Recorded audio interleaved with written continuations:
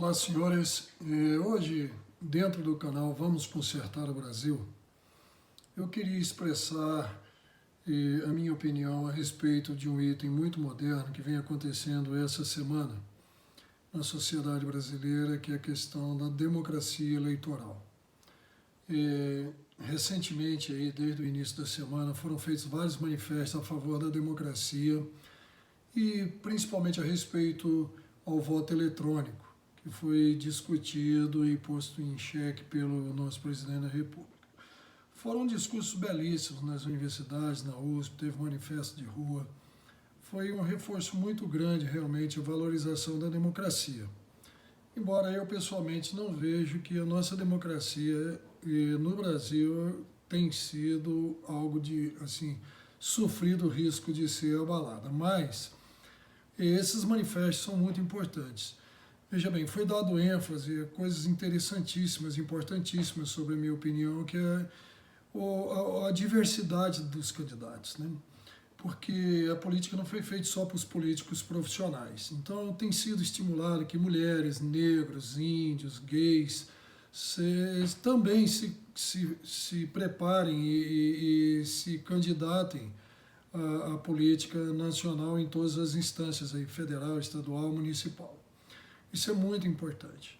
Foi amplificado o eleitorado no Brasil. Isso foi um ato muito importante esse ano, que foi fortalecido, e a possibilidade dos jovens, a partir dos 16 anos, e os idosos maiores de 70 anos, também a virem participar do processo eleitoral. Isso é um reforço à democracia eleitoral, né?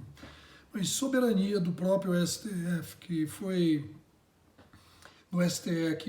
algo bastante discutido com a eleição, com a mudança do presidente ontem, aí reforço para o novo presidente, que é uma pessoa de muito respeito a nível nacional, né? Foram feitos discursos maravilhosos na posse e tudo. Mas, assim, o mais importante para mim dentro do processo democrático no Brasil, mais uma vez, ficou de fora. Eu não quero ser advogado do diabo aqui para dizer que nós temos que consertar o Brasil.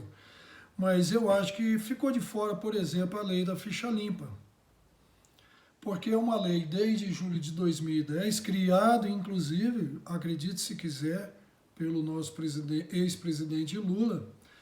Mas a lei da ficha limpa talvez seja a lei mais democrática do ponto de vista eleitoral, e que ela realmente seria o maior reforço que o Brasil teria nesse processo eleitoral, tendo em vista que a lei da ficha limpa, ela coíbe que bandidos possam vir a ser sequer candidatos.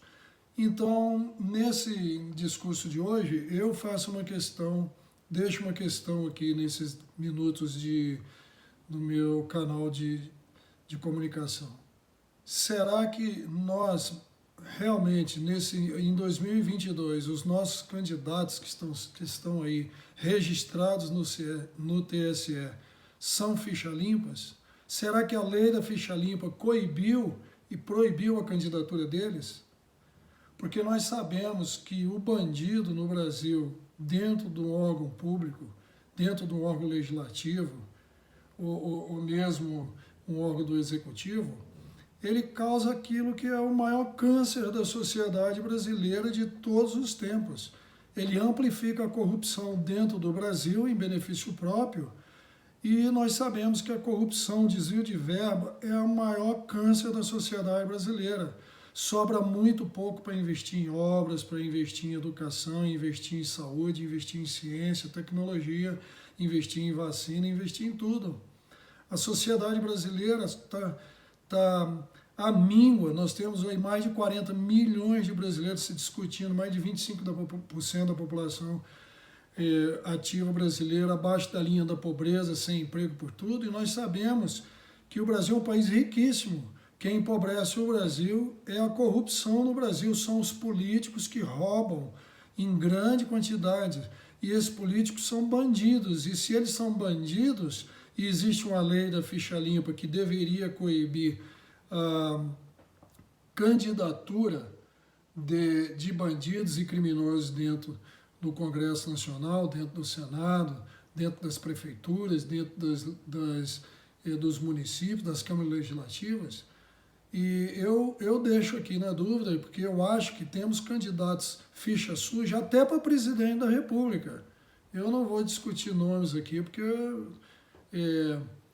fica difícil comprovar como indivíduo, pessoa física, mas a gente sabe muito bem aí a luta que é os tribunais conseguirem punir, prender e manter preso, né, bandidos, criminosos, verdadeiros salafrários da política brasileira e que estão um número muito grande de candidatos e que vão ser eleitos, porque a sociedade brasileira como um todo não consegue avaliar e constatar que o indivíduo é corrupto. Ele só vai descobrir depois que os jornais nacionais aí das redes de televisão começam a fazer as investigações e divulgar para o Brasil inteiro toda a falcatrua que esses candidatos vêm. Nós temos candidatos tarados, temos candidatos loucos, sociopatas, psicopatas, corruptos, ladrões, tudo candidatos aí que já foram até inclusive presos pela justiça e que são candidatos legalizados e aceitos legalmente pelo Tribunal Superior Eleitoral e o Tribunal Regional Eleitoral.